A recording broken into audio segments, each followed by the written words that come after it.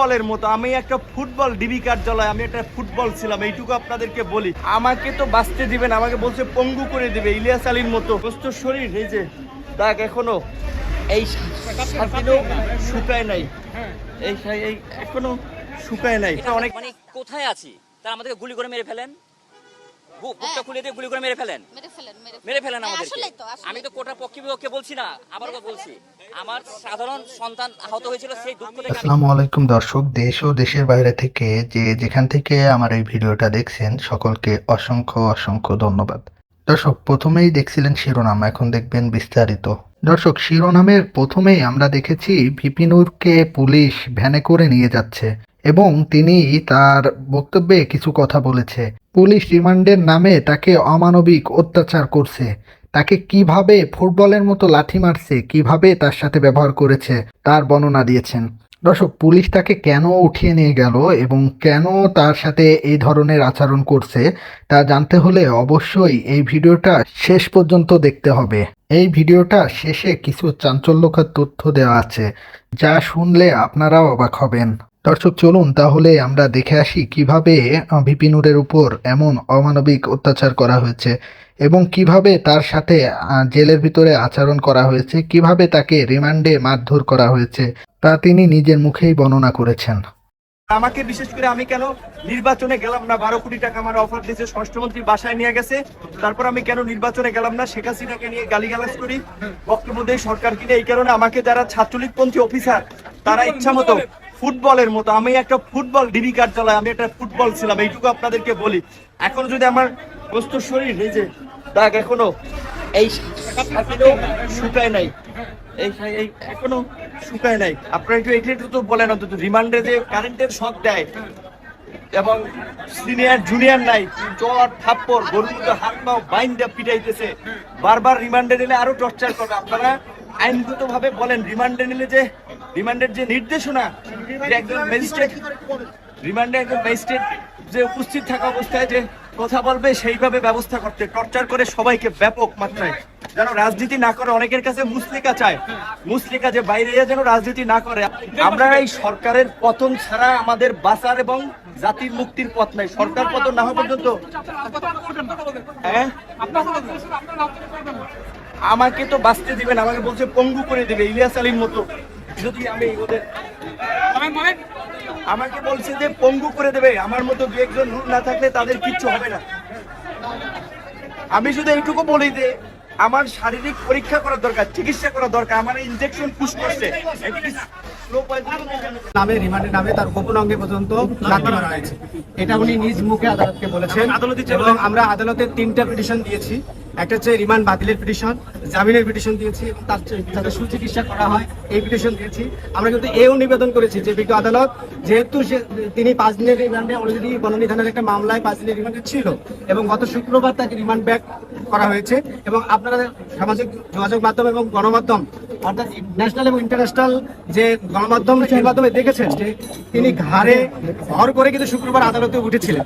এমত অবস্থায় আমরা বিজ্ঞ আদালতকে বলেছি যে বিজ্ঞ আদালত জুডিশিয়াল মাইন্ড অ্যাপ্লাই করে অন্তত সে সুস্থ হোক, সুস্থ হওয়ার পরে যদি রিমান্ডের প্রয়োজন হয় তাহলে সুস্থ হওয়ার পরেও, আপনারা জানেন যে ফাঁসির আসামিও কিন্তু অসুস্থ অবস্থায় ফাঁসি কার্যকর করা হয় না।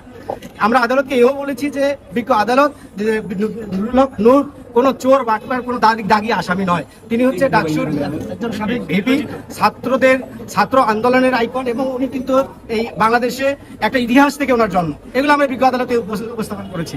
বিজ্ঞ আদালত আমাদের কথা শুনেছেন, শোনার পরে আমাদের সিনিয়র লার্নার যেটা বললেন যে 5 দিনের রিমান্ড মঞ্জুর করেছেন, সেই সাথে আদেশ দিয়েছেন যে তাকে যেন প্রপার মেডিসিন এবং খাবার দেওয়া হয়। দেশের যে রাজনীতি, রাজনীতি করার থেকে না করাটাই বেটার।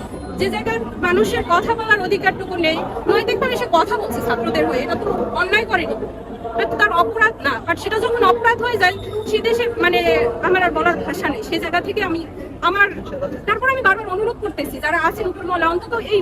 দর্শক, ইতিমধ্যে আপনারা ভিপি নূরের কিছু কথা শুনছিলেন। তিনি জানিয়েছেন যে তাকে যদি পুলিশ আবার রিমান্ড নেয় তাহলে তাকে পুলিশ মেরে ফেলবে, তাকে পুলিশ পঙ্গু করে দিবে। কথাটা কি কতটুকু যুক্তিযুক্ত এবং কতটুকু সত্য তা আপনারা কি মনে করেন? আপনারা যদি এটা যুক্তিগত মনে করেন তাহলে অবশ্যই আমাদেরকে কমেন্টস করে আমাদেরকে জানাবেন এবং আমাদের এই চ্যানেলটিকে সাবস্ক্রাইব করে আমাদের সাথেই থাকবেন। দর্শক, অপরদিকে আমরা দেখেছি যে কোঠা আন্দোলনকে কেন্দ্র করে যে শিক্ষার্থী মারা গেছে তাদের অভিভাবক ঢাকা মেডিকেলের সামনে একটি সমাবেশের আয়োজন করেন, যেটা শান্তিপূর্ণ সমাবেশ ছিল, কিন্তু পুলিশ তাদেরকে বাধা দেয় এই সমাবেশ করার জন্য। অভিভাবকরা চাইছিল যে যারা এখনো পর্যন্ত কোঠা আন্দোলনে মারা গেছে এবং যারা এখনো পর্যন্ত আহত আছে তাদের জন্য একটু শোক পালন করবে, কিন্তু পুলিশ সেটাতে বাধা দেয়। চলুন দর্শক, আমরা দেখে আসি পুলিশ আর কি কি করেছে এবং অভিভাবকরা কি কি বলেছে। আদালতেও যাব, আদালতেও যাব। আন্দোলন শুধু আদালতে হয় না, আন্দোলন মাঠে হয়। এটা 52-তে, এটা 69-এ, এটা 71-এ। ওনারা বলছেন ডিএমপির অনুমতি ছাড়া নাকি আমরা দাঁড়াতে পারবো না, যেখানে সংবিধান আমাদেরকে মানে রাষ্ট্রীয়ভাবে আমরা সেই অধিকার পাই, সেই অধিকার ওনারা আমাদেরকে পালন করতে দিচ্ছেন না। ঠিক আছে, সেই অধিকার আমার সন্তান মারা গেছে, আমি বলতে পারবো না তার জন্য যে আমি শোক করছি। ওনারা বলছেন আমাদেরকে কোর্টে যেতে। ঠিক আছে, মানে রাস্তার আন্দোলন ছাড়া বাংলাদেশে, শুধু বাংলাদেশ না সারা বিশ্বে কোন আন্দোলনটা সফল হয়েছে? আজকে আমরা স্বাধীন দেশ বলছি, সেটা কি রাস্তার আন্দোলন ছাড়া? আজকে আমরা ঢাকা মেডিকেলের ইমার্জেন্সির সামনে দাঁড়াতে চেয়েছি অভিভাবকরা সন্তানদের পাশে। আমাদের যে সন্তানরা আহত হয়েছে, মারা গেছে, তাদের প্রতি শোক জানিয়ে আমাদের মৌন অবস্থান ছিল, কিন্তু আমাদের কোনো সভা সমাবেশ এরকম না। এবং আমরা বলেছি আমরা 10 মিনিট চাই, ওনারা সেই 10 মিনিটটাও আমাদেরকে দিতে চাচ্ছেন না। মানে এই 10 মিনিট সময়টা ওনারা আমাদেরকে দিতে পারছেন না, অথচ সেই 15 তারিখ থেকে ঢাকা মেডিকেলে বারবার যে ছাত্রলীগ ওখানে হামলা করেছে, তখন কিন্তু আমরা এত পুলিশ এখানে দেখিনি। ঠিক আছে, আপনারা দেখতে পাচ্ছেন। 14 দিন আগের কথা, 14-15 দিন আগে আমার বড় ছেলে পেটে অসুখ, তাকে নিয়ে ঢাকা মেডিকেলে আসছিলাম আমি ট্রিটমেন্ট দেওয়ার জন্য। এসে দেখি ওই কোটা সংস্কারের নিয়ে ওরা আহত অবস্থায়। ওই মুহূর্তে আমি তো সাধারণ, আমি তো পক্ষ বিপক্ষে কেউ না, আজও না, কিন্তু আমি কিন্তু সাধারণ অভিভাবক হিসাবে এসেছি। তখন পরপর কয়েকবার অ্যাটাক হলো ঢাকা মেডিকেলের মধ্যে। আমার বড় ছেলেকে আমি নিয়ে আসছিলাম, ওই অ্যাটাকের কারণে আমার ছোট ছেলেটা পায়ে ইনজুর্ড হলো। তখন ঢাকা মেডিকেলের যে প্রধান ব্রিগেডিয়ার জেনারেল, ওনার কাছে বারবার আকুতি জানালাম যে আমাদেরকে নিরাপত্তা দেন। তখন উনি অসহায়ের মতো বলছেন আমি তো কিছু করতে পারছি না। এখন কথা হচ্ছে যখন অ্যাটাক হয় তখন প্রশাসন বলে আমরা কিছু করতে পারছি না, আর যখন আমরা সাধারণ মানুষ হিসাবে দাঁড়াইতে চাই তখন এত পুলিশে বাধা বা প্রশাসনের বাধা। এটা আমরা মানে কোথায় আছি? তারা আমাদেরকে গুলি করে মেরে ফেলেন, বুকটা খুলে দিয়ে গুলি করে মেরে ফেলেন আমাদেরকে। আমি তো কোটার পক্ষে বিপক্ষে বলছি না, আবারও বলছি আমার সাধারণ সন্তান আহত হয়েছিল, সেই দুঃখ থেকে আমি এখানে আসতে আমাদের রক্তের প্রতি আমাদের যে সম্মান, আমাদের যে কয়েক শত সন্তানকে হত্যা করা হয়েছে, সেই হত্যার প্রতিবাদে আমরা কিছু অভিভাবক এখানে মৌন সমাবেশ আহ্বান করেছিলাম এবং সেখান থেকে আমরা চেয়েছিলাম এই আইন শৃঙ্খলা রক্ষাকারী বাহিনী যখন আমাদেরকে বলেছে যে এখানে সমাবেশ করা যাবে না, তখন আমরা বলেছি যে আমরা এখানে অভিভাবক, সবাই এখানে 50 ঊর্ধ্ব মানুষ এখানে, আমরা দেখতে পাচ্ছেন আমরা কারা এসে হাজির হয়েছি। আমরা ডাক্তার, আমরা শিক্ষক, আমরা পেশাজীবী, নানা শ্রেণীর মানুষ এখানে এসেছি এবং এই মানুষের সংখ্যা হাজার হাজার না। সুতরাং এই মানুষগুলো আপনার আইন শৃঙ্খলা রক্ষার জন্য কোনো ধরনের ঝুঁকি না।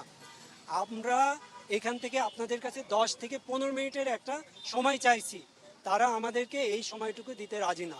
তাদেরকে বলা হয়েছে যে এইখানে এই ধরনের কোনো দিক থেকে কোনো পক্ষ থেকে কেউই এখানে দাঁড়াতে পারবেন না। আমরা তাদেরকে বলেছি যে আমরা 10 মিনিট দাঁড়িয়ে আমরা আমাদের আহত সন্তান কিংবা মানুষের কাছে যাব, আমাদের সাথে অনেক ডাক্তার এসে হাজির হয়েছেন, তাদের খোঁজ খবর নিব, আমরা প্রয়োজনে তাদের পাশে দাঁড়ানোর একটা উদ্যোগ গ্রহণ করব। এই জন্য আমরা আসলে এই মৌন সমাবেশ ডেকেছি। এইখানে আমরা কোনো মাইক রাখি নাই কিংবা অন্য কোনো আয়োজন রাখি নাই।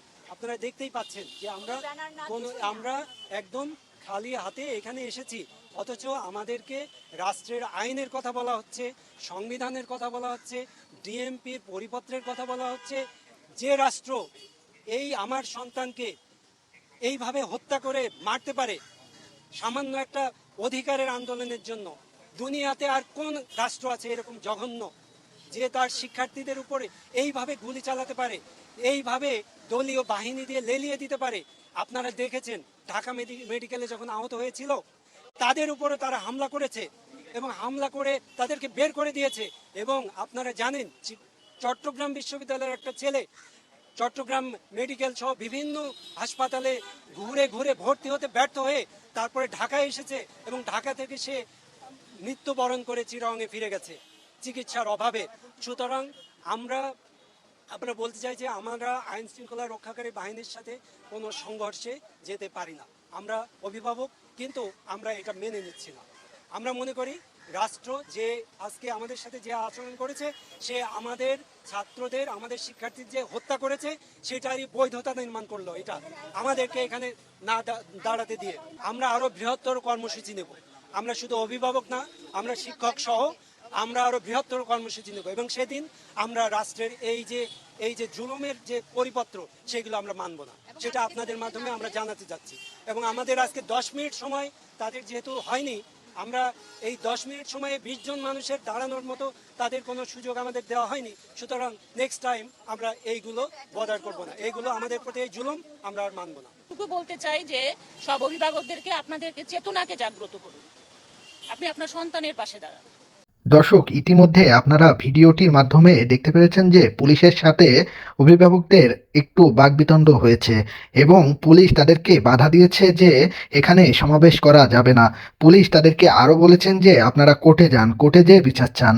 তো এটা কতটুকু যুক্তিযুক্ত হচ্ছে সেটা অবশ্যই আপনারা কমেন্টসে জানাবেন। এই ভিডিওটা এই পর্যন্তই। ভালো লাগলে লাইক করবেন এবং শেয়ার করে অন্যকে দেখার সুযোগ করে দিবেন। সকলকে অসংখ্য ধন্যবাদ।